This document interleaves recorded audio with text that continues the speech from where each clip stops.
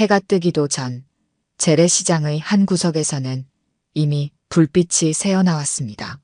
그 불빛의 주인공은 김영철, 올해 72의 나이에도 여전히 새벽 5시면 어김없이 가게 문을 여는 통닭집 사장이었죠. 그의 손길은 느리지만 정확했습니다. 수십 년간 반복된 동작이라 눈을 감고도 할 수 있을 정도였어요. 영철 씨, 오늘도 일찍 나왔네. 채소가게 최 씨가 인사를 건넸습니다. 김영철은 묵묵히 고개만 끄덕였죠. 말수가 적은 사람이었습니다. 하지만 그의 통닭은 말보다 더 많은 이야기를 했어요. 가게 앞에 걸린 오래된 간판 영철이네 통닭은 이제 시장의 명물이 되었습니다. 영철 씨네 닭은 뭐가 다른지 한번 먹으면 자꾸 생각나. 사람들은 이렇게 말하곤 했습니다. 김영철은 그럴 때마다 미소만 지을 뿐이었죠. 그의 비법은 간단했습니다. 직접 키운 닭과 정성, 그것뿐이었어요. 매일 아침 그는 뒤뜰에서 기르는 닭들에게 먹이를 주고 신선한 재료를 고르는 일로 하루를 시작했습니다. 여보, 마늘 다듬은 것 가져왔어요. 김영철의 아내 박순자가 앞치마를 두르고 가게로 들어왔습니다. 그녀는 남편과 달리 웃음이 많았죠. 통닭집을 찾는 손님들은 김영철의 묵직한 침묵과 박순자의 따뜻한 웃음, 이 대비되는 두 사람의 조합이 만들어내는 독특한 분위기를 좋아했습니다. 고맙소. 김영철은 짧게 대답했지만 그의 눈빛에는 40년을 함께한 동반자를 향한 깊은 애정이 담겨 있었어요. 두 사람은 말없이 서로의 동작을 예측하며 오늘의 준비를 시작했습니다. 순자는 김치를 썰고 영철은 닭을 손질했죠. 모든 것이 완벽한 하모니였습니다. 할아버지, 할머니, 어린 목소리가 들렸어요. 김영철의 손자 민준이 학교 가방을 메고 달려왔습니다. 주말마다 아들 가족이 가게 일을 돕기 위해 오곤 했죠. 벌써 왔구나. 아침은? 김영철이 물었습니다. 평소와 다름없는 짧은 질문이었지만 손자를 향한 목소리는 한층 부드러웠어요. 아빠가 데려다 주시면서 여기서 먹으라고 했어요. 민준의 대답에 박순자는 빙그레 웃으며 아침상을 차렸습니다. 그들의 아침은 언제나 이렇게 시작되었죠. 작은 테이블에 둘러앉아 김이 모락모락 나는 된장찌개를 나눠 먹으며 하루를 준비했어요. 시장이 점점 활기를 띠기 시작했습니다. 상인들이 하나둘 문을 열고 물건을 진열했죠. 생선 비린내, 말린 고추 향, 갓 구운 빵 냄새가 뒤섞인 재래시장 특유의 냄새가 공기 중에 퍼졌어요. 김영철도 오븐에 불을 지피고 기름을 데우기 시작했습니다. 영철 아저씨, 오늘은 양념이 더 매콤한가? 아침부터 군침이 도네. 생선가게 정씨가 지나가며 물었습니다. 김영철은 고개를 끄덕이며 대답했어요. 오늘 특별히 신선한 고춧가루가 들어왔네. 한 마리 먹어보게. 이것이 김영철의 일상이었습니다. 닭을 튀기고 이웃들과 정을 나누고 가족과 함께하는 소소한 행복을 누리는 것이었죠. 과거에 그가 어떤 삶을 살았는지 아는 사람은 많지 않았어요.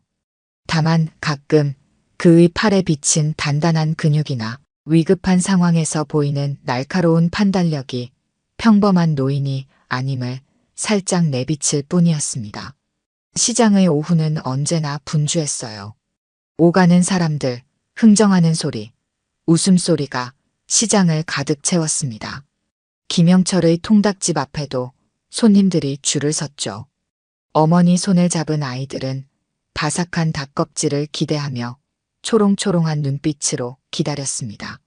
영철 씨, 이번 주말에 우리 손주 돌잔치인데 통닭 20마리 준비해 줄 수 있어요? 우리 시장 사람들 다 초대했거든. 과일가게 김씨가 물었습니다. 김영철은 고개를 끄덕이며 수첩에 적었죠. 이렇게 그의 닭은 시장 사람들의 크고 작은 행사에 빠지지 않는 주인공이었습니다.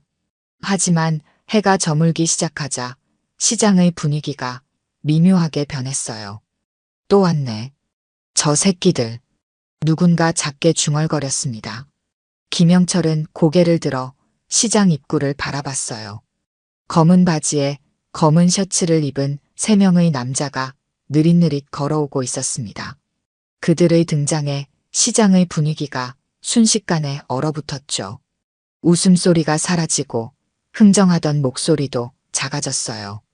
철룡파라 불리는 이들은 몇 달 전부터 시장에 나타나기 시작했습니다. 처음에는 단순히 보호비라는 명목으로 약간의 돈을 요구했죠. 하지만 시간이 지날수록 그 금액은 커졌고 상인들을 대하는 태도는 점점 거칠어졌습니다. 영철 씨, 저 사람들 어떡하면 좋을까요? 지난주에는 과일 가게 최 씨가 돈이 없다고 했더니 과일들을 다 망가뜨리고 갔다던데. 옆 가게 주인이 걱정스러운 눈빛으로 물었습니다. 김영철은 대답 없이 닭을 튀기는데 집중했어요.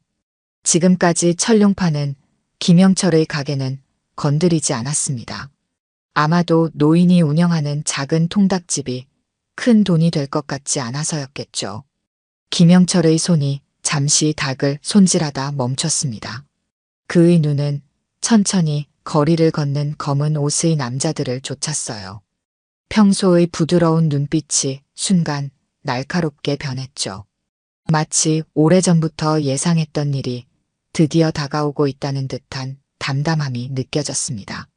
괜찮을 거요. 걱정 말게. 김영철은 짧게 대답했어요. 그의 목소리에는 묘한 확신이 담겨 있었습니다. 김영철의 손은 다시 움직이기 시작했죠.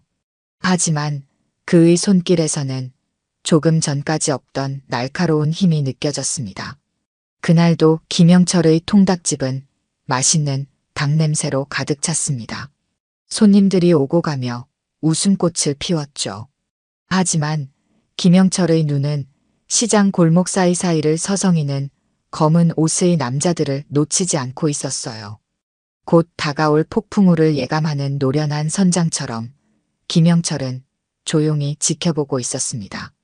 비가 내리던 목요일 오후 시장은 평소보다 한산했습니다. 김영철은 그날 들어온 닭을 손질하고 있었어요. 빗소리와 닭을 손질하는 칼소리만이 가게에 울려 퍼졌죠. 평소라면 이런 날에도 단골 손님 몇몇은 찾아왔을 텐데 이상하게 아무도 보이지 않았습니다. 여보, 오늘은 왜 이렇게 손님이 없지? 박순자가 의아해하며 물었어요. 김영철은 고개를 살짝 들어 시장 입구를 바라봤습니다. 희미하게 검은 옷을 입은 남자들이 시장 상인들과 이야기하는 모습이 보였죠. 비가 많이 와서 그럴 거요. 김영철은 평소처럼 짧게 대답했지만 그의 눈빛은 달랐습니다. 무언가 일이 벌어지고 있음을 직감했어요. 저녁이 되자 비는 더 거세게 내렸습니다. 김영철이 막 가게 문을 닫으려는 순간 시장의 분위기가 소란스러워졌어요. 철룡파 조직원들이 시장 곳곳을 돌아다니며 상인들을 괴롭히고 있었습니다. 이번 달부터는 보호비가 2배야. 알겠어? 못 내면 가게는 없어. 이해됐지? 젊은 깡패가 과일 가게 주인에게 윽박지르는 소리가 들렸습니다. 이제 그들은 단순히 돈을 요구하는 것을 넘어 노골적인 위협을 가하기 시작했어요. 돈이 어디 있어요? 장사도 잘 안 되는데. 과일 가게 주인의 떨리는 목소리가 들렸습니다. 다음 순간 쨍그랑 하는 소리와 함께 과일들이 바닥에 떨어지는 소리가 났죠. 김영철은 눈을 감았습니다. 깊은 숨을 내쉬며 참고 있었어요. 여보, 괜찮아요? 박순자가 남편의 손을 꼭 잡았습니다. 그녀는 남편의 표정에서 무언가를 읽었나 봅니다. 오랜 세월 함께한 부부였기에 말하지 않아도 서로의 마음을 알 수 있었죠. 걱정 마시오. 우리는 아직 괜찮소. 김영철은 아내를 안심시켰습니다. 하지만 그의 말과 달리 상황은 점점 악화되고 있었어요. 다음 날 김영철이 새벽부터 가게를 준비하고 있을 때였습니다. 평소보다 이른 시간에 누군가 가게 문을 두드렸어요. 열렸습니다. 김영철이 문을 열자 채소 가게 최 씨가 창백한 얼굴로 서 있었습니다. 그의 오른쪽 눈 주위는 시퍼렇게 멍이 들어 있었죠. 영철 씨, 큰일 났어요. 저 깡패들이 이제 시장 밖까지 세력을 넓히고 있어요. 어제는 시장 건너편 식당들까지 돌아다니며 돈을 걷기 시작했다고. 김영철은 말없이 최 씨를 가게 안으로 들였습니다. 박순자는 서둘러 붓고 있는 눈에 얼음찜질을 해주었죠. 어떻게 된 거요? 김영철이 물었습니다. 최 씨는 한숨을 깊게 내쉬었어요. 어제 저녁에 돈이 없다고 했더니 이렇게 됐어요. 그런데 더 큰 일은 그들이 이제 각 가게마다 자기들 사람을 심겠다고 합니다. 장사의 일부를 가져가겠다는 거예요. 김영철의 주먹이 무의식적으로 꽉 쥐어졌습니다. 날카로운 시선이 스쳐 지나갔지만 곧 평소의 담담한 표정으로 돌아왔죠. 그렇군요. 알겠습니다. 간단한 대답이었지만 그 속에는 깊은 생각이 담겨 있었어요. 최 씨가 떠난 후 김영철은 평소처럼 가게를 열었습니다. 하지만 그날따라 손님들의 표정이 어두웠죠. 모두가 불안에 떨고 있었습니다. 오후 3시 마침내 그들이 김영철의 가게를 찾아왔어요. 어르신, 장사가 잘 되시나 봐요? 3명의 남자가 가게로 들어왔습니다. 선두에 선 남자는 30살 정도로 보였고 얼굴에는 흉터가 있었죠. 그의 뒤로 2명의 건장한 남자가 따라왔습니다. 무엇을 도와드릴까요? 김영철은 평소와 다름없는 목소리로 물었어요. 마치 그들이 평범한 손님인 것처럼 대했습니다. 에이, 어르신. 모르는 척 하시네. 우리가 누군지 아실 텐데. 흉터 남자가 비웃듯 말했습니다. 그는 주변을 둘러보더니 닭을 튀기는 기름 위에 손을 가져갔어요. 뜨거운 기름 바로 위에서 손을 흔들며 위협했습니다. 이 동네에서 장사하려면 우리 철룡파의 허락이 필요하다는 거 다들 알고 계시죠? 여기 어르신도 이제부터는 매달 보호비를 내셔야 해요. 김영철은 담담하게 대답했습니다. 보호비요? 보호는 경찰이 해주는 것 아닌가요? 그의 대답에 흉터 남자의 표정이 굳어졌습니다. 그가 갑자기 손을 뻗어 선반 위의 그릇들을 바닥에 쓸어버렸어요. 쨍그랑 소리와 함께 그릇이 산산조각 났습니다. 어르신, 장난하시는 거예요? 여기서 장사하려면 우리한테 협조 좀 해주셔야죠? 김영철은 천천히 수건으로 손을 닦았습니다. 그의 눈빛이 변했지만 목소리는 여전히 차분했어요. 협조? 협조는 무슨? 간결한 대답이었습니다. 흉터 남자는 잠시 당황했지만 곧 비웃듯 말했죠. 에이, 노인네가 뭐 어쩌겠어. 내일 다시 올게. 그때까지 생각 잘해봐. 돈이 없으면. 그는 바닥에 깨진 그릇 파편을 발로 더 밟으며 말을 이었습니다. 가게가 이렇게 될 수도 있다고. 새 남자는 그렇게 위협을 남기고 가게를 나갔습니다. 김영철은 말없이 바닥에 깨진 그릇 조각을 치우기 시작했어요. 그의 손길은 여전히 침착했지만 눈빛에는 무언가 다른 감정이 깃들어 있었습니다. 그날 저녁 시장은 평소보다 일찍 문을 닫았습니다. 상인들은 모두 집으로 돌아갔지만 그들의 얼굴에는 내일에 대한 두려움이 가득했어요. 그러나 김영철의 표정은 달랐습니다. 그는 가게 문을 닫으며 결심한 듯 멀리 바라봤죠. 그날 밤 김영철은 오랜만에 옥상에 올라갔습니다.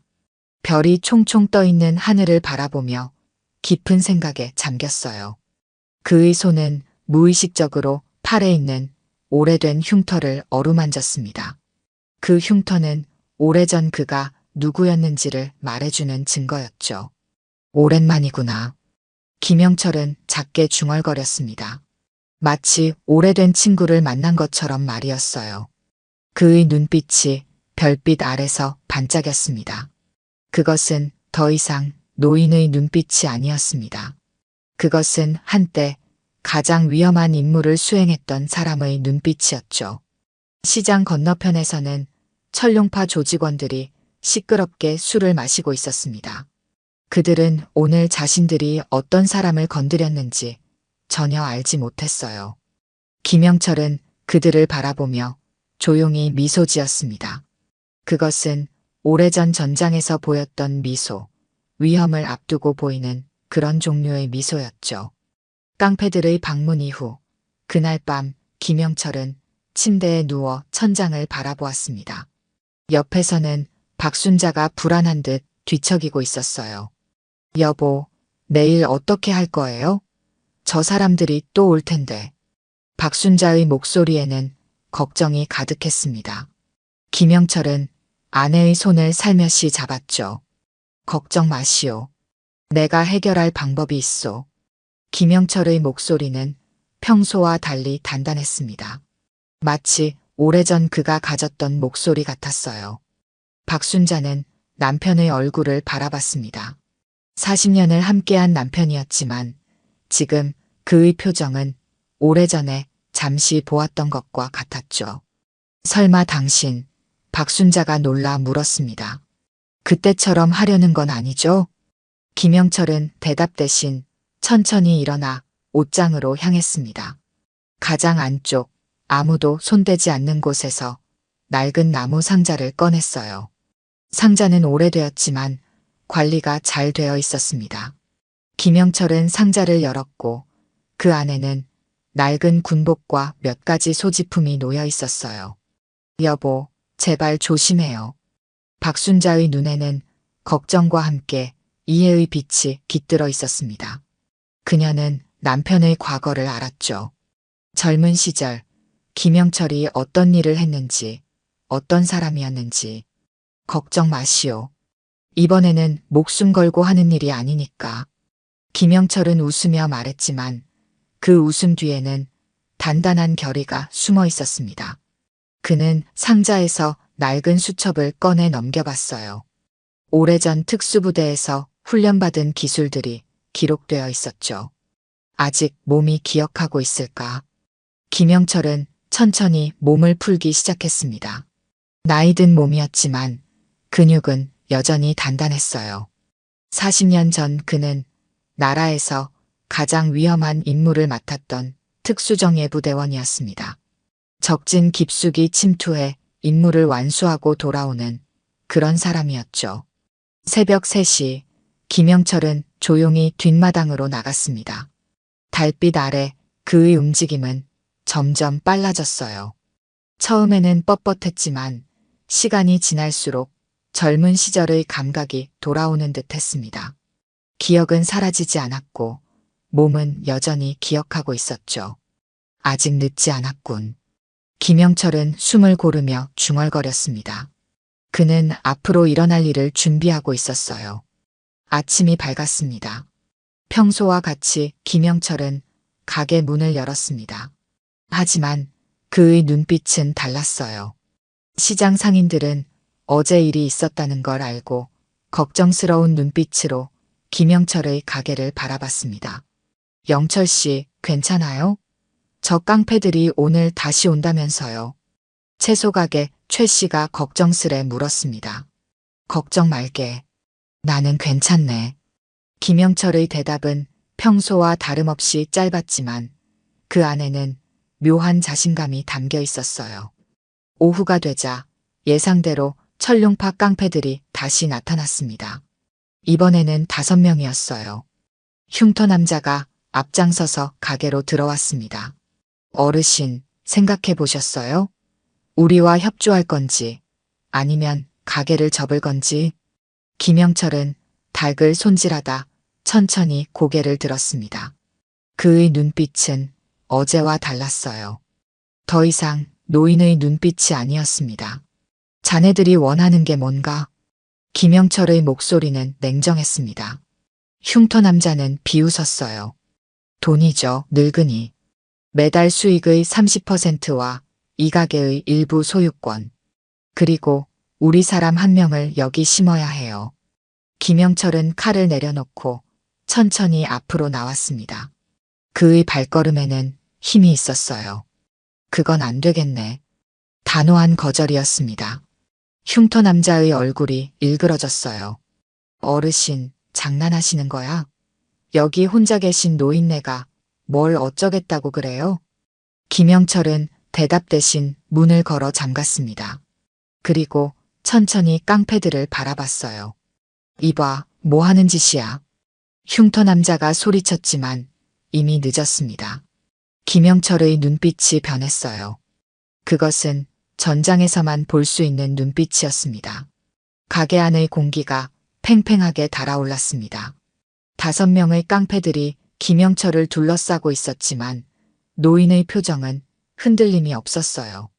오히려 그들이 불안해 보였습니다. 뭐야, 이 늙은이가 미쳤나?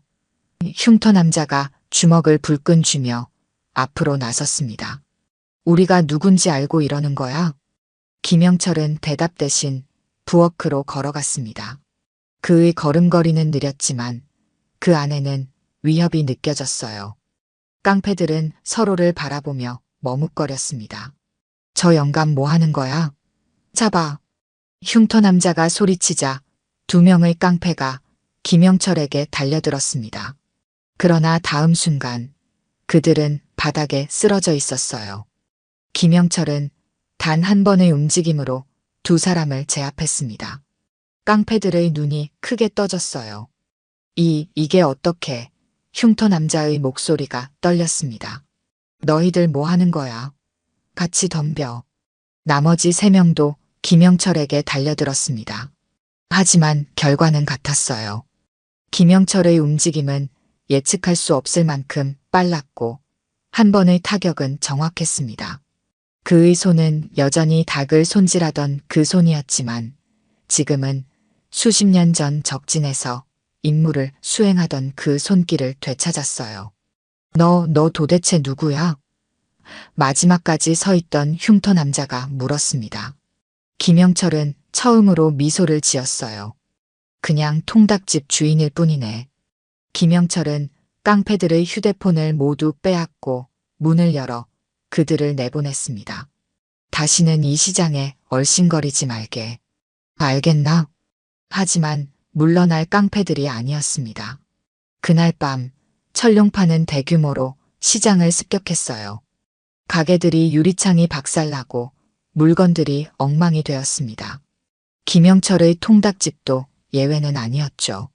한밤중에 요란한 소리와 함께 가게 앞 유리가 깨졌어요. 여보, 저게 뭐예요?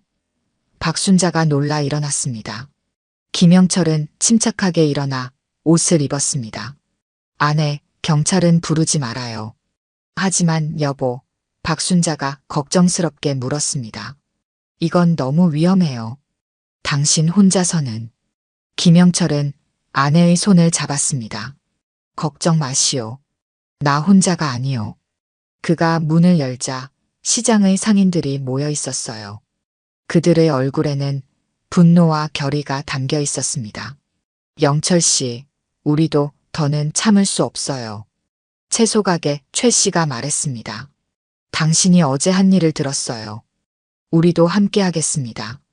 김영철은 고개를 끄덕였습니다. 그리고 모두 함께 망가진 가게들을 살펴봤어요. 참혹했습니다. 수년간 일궈온 가게들이 하룻밤 사이에 엉망이 되었죠. 우리 이대로 당할 순 없어요. 과일가게 주인이 말했습니다. 김영철은 통닭집으로 돌아와 바닥에 떨어진 닭들을 하나씩 주었습니다. 그의 얼굴은 평온해 보였지만 눈빛은 분노로 타오르고 있었어요. 여보, 박순자가 물었습니다.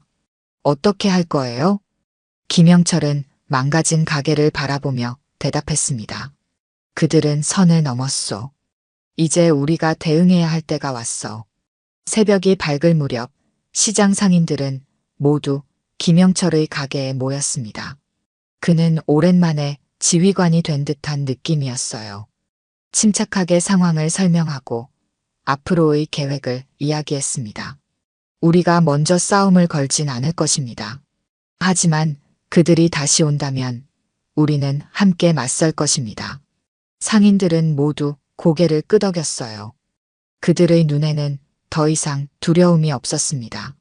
오히려 오랜 압박에서 벗어나고자 하는 결의가 담겨 있었죠. 김영철은 이제 단순한 통닭집 주인이 아니었습니다. 그는 다시 한번 지휘관이 되어 전투를 준비하고 있었어요. 낡은 군복을 꺼내 입진 않았지만 그의 마음가짐은 이미 전장에 서 있었습니다. 다음 날 아침 시장은 평소와 다른 분위기였습니다. 상인들은 망가진 가게들을 묵묵히 청소하고 있었어요. 하지만 그들의 눈빛은 달랐습니다. 두려움 대신 결의가 담겨 있었죠. 김영철은 새벽부터 가게를 정리했습니다. 깨진 유리창, 망가진 테이블, 바닥에 흩어진 물건들 사이에서 그는 차분히 일했어요. 박순자가 걱정스러운 눈빛으로 남편을 바라봤습니다. 여보, 정말 괜찮아요? 김영철은 고개를 끄덕였습니다. 괜찮소. 오늘은 평소처럼 장사를 하게. 그의 말대로 통닭집은 문을 열었습니다. 망가진 모습 그대로였지만 김영철은 여전히 닭을 튀기고 있었어요. 같은 시간 시장의 다른 가게들도 하나둘씩 문을 열었습니다. 정오가 되자 검은 승용차 세대가 시장 입구에 멈춰 섰습니다. 차에서 내린 사람들은 10명이 넘었어요. 그들의 선두에는 큰 덩치의 남자가 있었습니다. 철룡파의 두목 강철룡이었죠. 저게 누구야? 시장 상인 중 한 명이 물었습니다. 철룡파 보스라네. 다른 상인이 대답했어요. 이번엔 직접 왔군. 강철룡은 천천히 시장을 둘러봤습니다. 그의 시선은 마침내 김영철의 통닭집에 멈췄어요.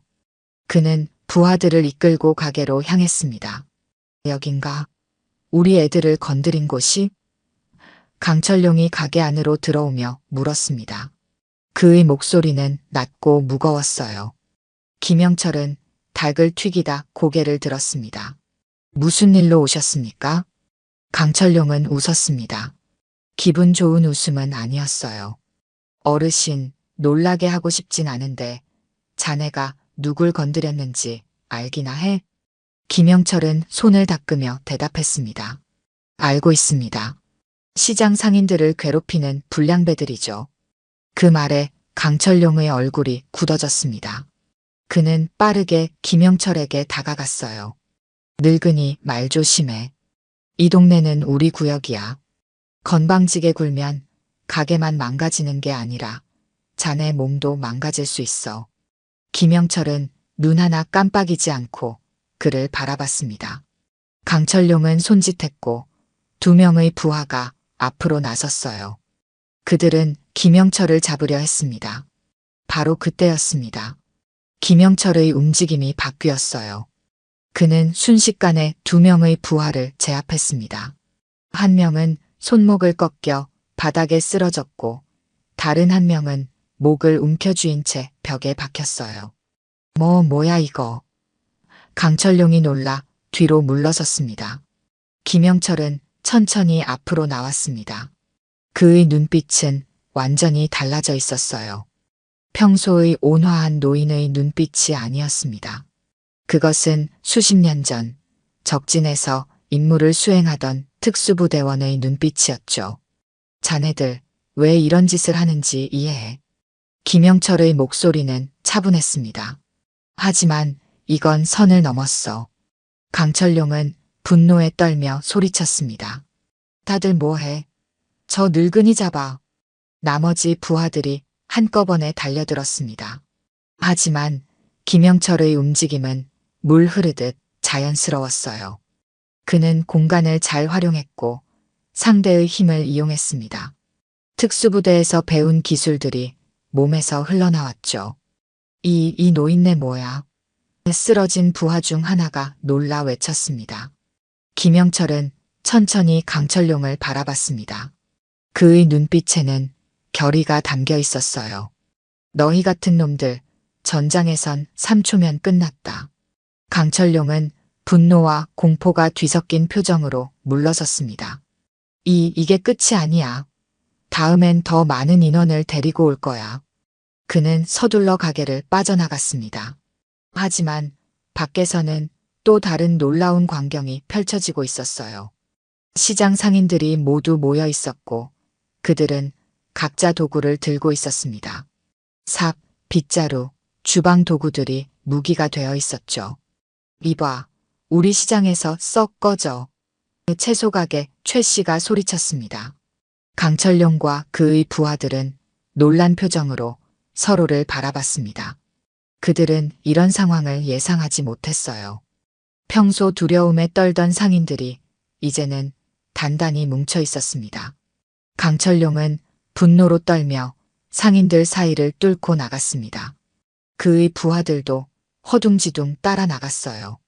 그들이 타고 온 검은 승용차가 요란한 소리를 내며 시장을 빠져나갔습니다. 우리가 해냈어요. 상인들이 환호성을 질렀습니다. 하지만 김영철은 다르게 생각했어요. 아직 끝나지 않았습니다. 그들은 반드시 돌아올 겁니다.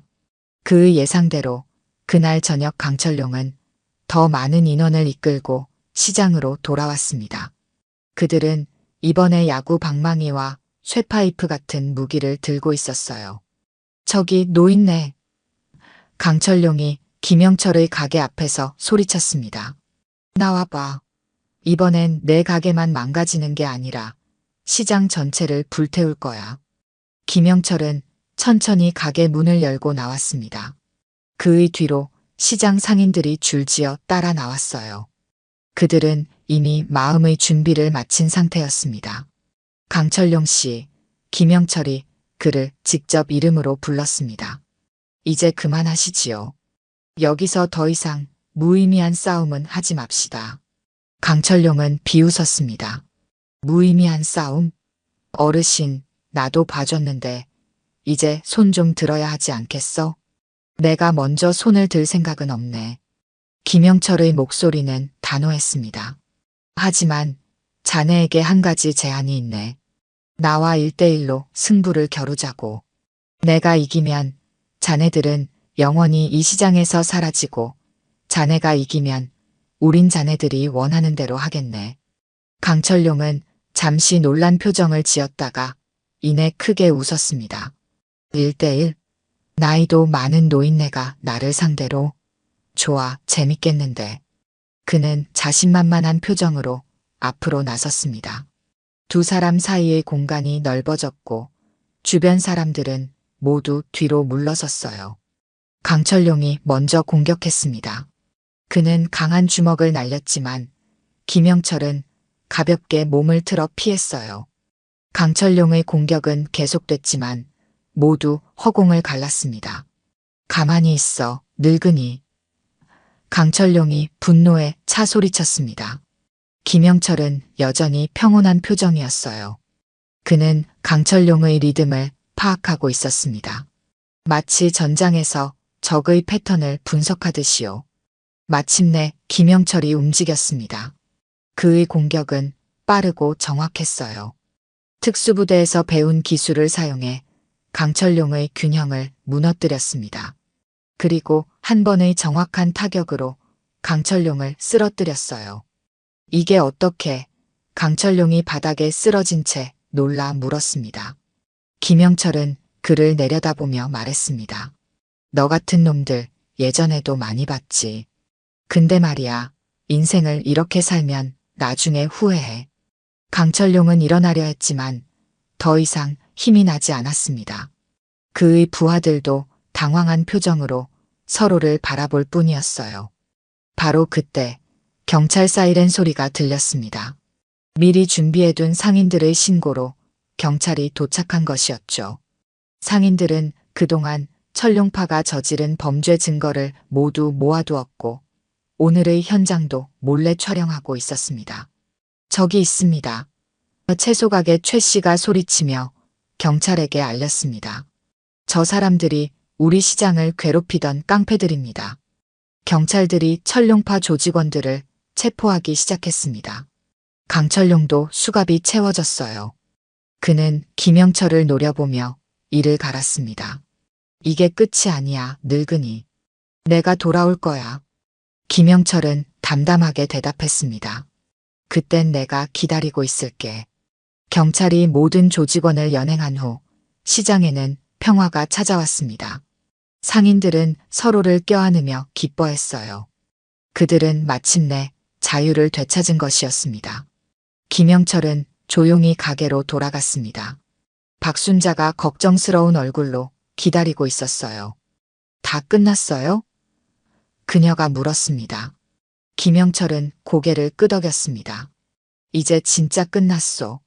한 달이 지났습니다. 재래시장은 다시 활기를 되찾았어요. 상인들의 얼굴에는 웃음이 돌아왔고 손님들도 늘어났습니다. 철룡파가 사라진 후 시장은 마치 새로운 숨을 얻은 것 같았죠. 김영철의 통닭집 앞에는 여전히 손님들이 줄을 서 있었습니다. 하지만 이제 그들은 단순히 맛있는 닭을 먹기 위해서만 오는 것이 아니었어요. 많은 사람들이 김영철을 직접 보기 위해 찾아왔습니다. 깡패를 물리친 통닭집 할아버지라는 소문이 퍼진 것이었죠. 영철 씨, 신문사에서 또 취재 요청이 왔어요. 채소가게 최 씨가 웃으며 말했습니다. 김영철은 고개를 저었습니다.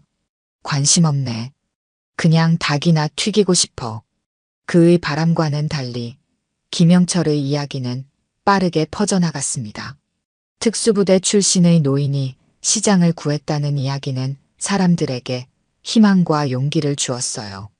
특히 다른 지역의 상인들도 용기를 얻어 불법 세력에 맞서기 시작했다는 소식이 들려왔습니다.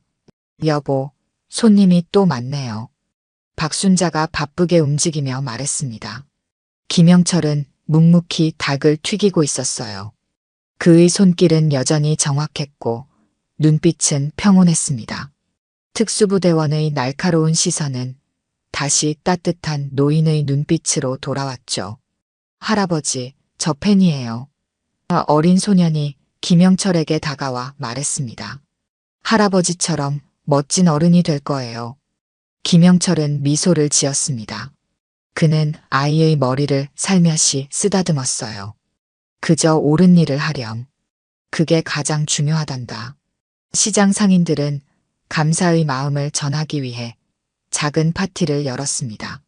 그들은 김영철의 가게 앞에 테이블을 펴고 각자 준비한 음식을 나눠 먹었어요.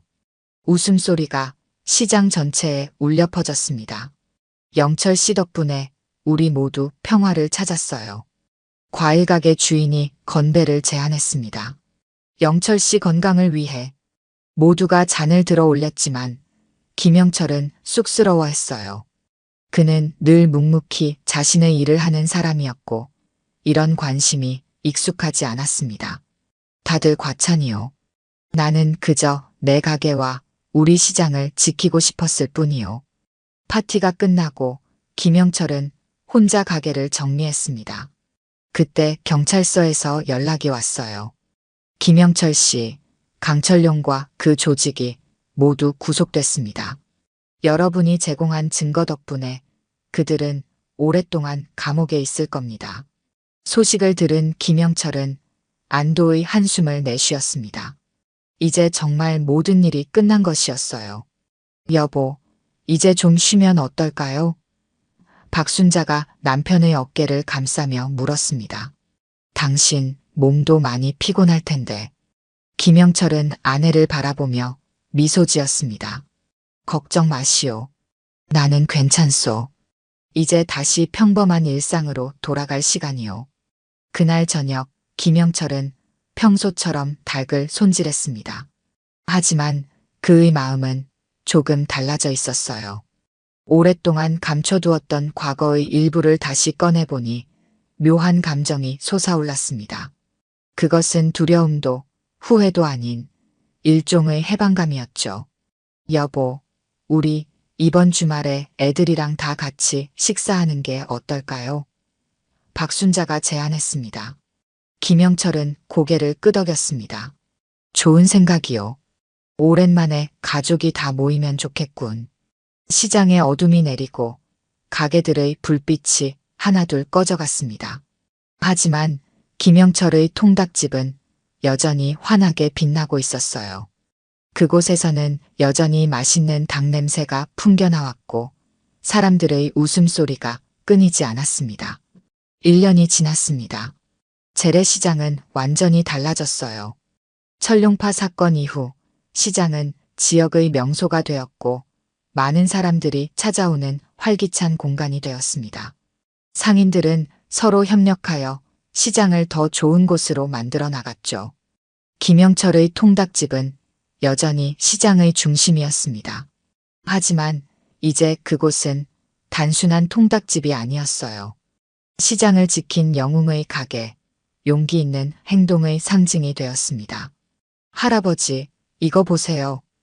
손자 민준이 기쁜 표정으로 달려왔습니다. 그의 손에는 상장이 들려 있었어요. 태권도 대회에서 상 받았어요. 김영철은 손자의 머리를 쓰다듬었습니다. 정말 잘했구나. 내 할아버지도 자랑스럽다. 민준의 눈이 반짝였습니다. 할아버지처럼 되고 싶어요. 용기 있고 멋진 사람이요. 김영철은 미소를 지었습니다. 그의 손자는 이제 할아버지의 과거에 대해 알고 있었어요. 특수부대원이었던 사실, 그리고 시장을 지킨 이야기까지. 물론 아직 어린 민준에게는 각색된 버전으로 전해졌지만요. 저녁이 되자 김영철은 아내와 함께 시장을 거닐었습니다. 이제 그들은 가게 일을 아들 부부에게 조금씩 맡기고 있었어요. 젊은 세대가 새로운 아이디어로 가게를 이끌어가는 모습을 보는 것도 즐거웠습니다. 여보, 기억나요? 작년 이맘때 박순자가 남편의 팔을 잡으며 물었습니다. 김영철은 고개를 끄덕였습니다. 어찌 잊을 수 있겠소. 우리 모두에게 큰 변화의 시간이었지. 그들은 시장 끝에 있는 작은 벤치에 앉았습니다. 석양이 시장 위로 붉게 물들고 있었어요. 멀리서 아이들의 웃음소리가 들려왔습니다. 여보, 후회는 없어요? 박순자가 물었습니다. 그때 그렇게 했던 것, 과거를 다시 끄집어냈던 것. 김영철은 잠시 생각에 잠겼습니다. 그리고 천천히 대답했어요. 후회는 없소.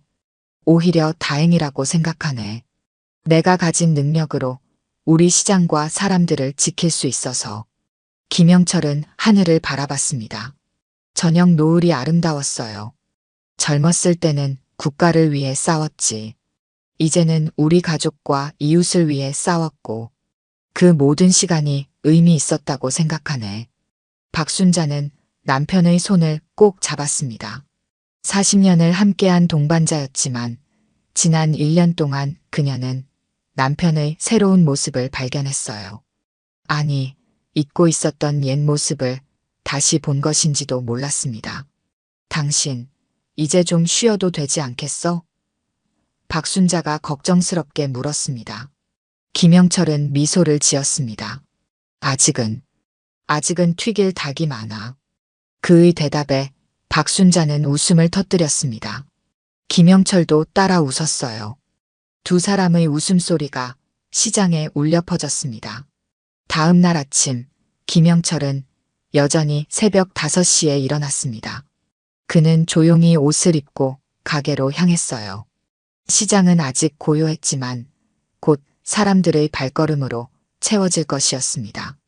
김영철은 닭장으로 가서 닭들에게 먹이를 주었습니다. 그리고 가게 문을 열고 오븐에 불을 지폈어요.